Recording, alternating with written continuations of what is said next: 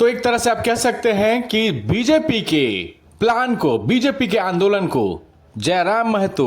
और उनकी पार्टी ने हाईजैक कर लिया। देखिए, आदिवासियों के लिए आवाज बुलंद करने का यह दिन था। रिम्स 2 निर्माण को लेकर जो जमीन निर्धारित की गई है नगरी में, उसके खिलाफ जो है रैयतों के साथ समर्थन था और इस समर्थन में चंपई सोरेन जो है यहाँ पर हल जोतकर विरोध करने वाले थे। चंपई सोरेन को तो हाउस अरेस्ट कर लिया है, लेकिन जयराम महतो की पार्टी और उनके जो सबसे अच्छे मित्रों में से एक हैं, सबसे भरोसेमंद साथी देवेंद्र महतो पहुंच गए नगरी और उस जमीन पर ही हल जोत दिया जिस जमीन पर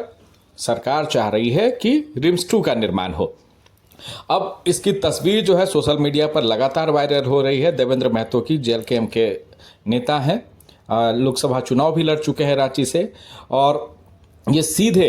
एक तरफ पूरे नज़र थी, प्रशासन की नज़र थी, पुलिस की नज़र थी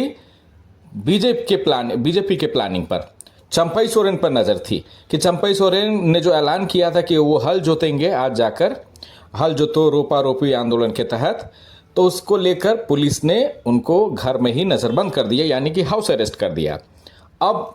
ये एक तरह से मौका मिल गया जेएलकेएम के लिए, जयराम महतो की पार्टी के लिए, और उनके जो सबसे अच्छे मित्रों में से एक माने जाते हैं देवेंद्र नाथ महतो, वो अपने कई समर्थकों के साथ पहुंच गए नगरी और उस जमीन पर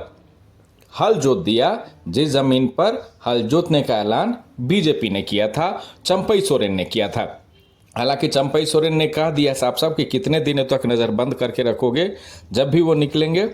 आदिवासियों के लिए, आदिवासियों के हितों के लिए आवाज़ बुलंद करते रहेंगे। इधर इस बीच में ये तस्वीर में आप देख सकते हैं कि जैसे ही जेएलकेएम के समर्थक इस ज़मीन पर घुसे, खेत में घुसे, इसी ज़मीन पर मैं आपको बता रहा हूँ कि रिम्स 2 का निर्माण होना है, सरकार का यही प्लानिंग है, और उसी ज़मीन पर जेएलकेएम के अपने समर्थकों के साथ जैसे ही घुसे, ग्रामीणों को मानो बल मिल गया। नगरी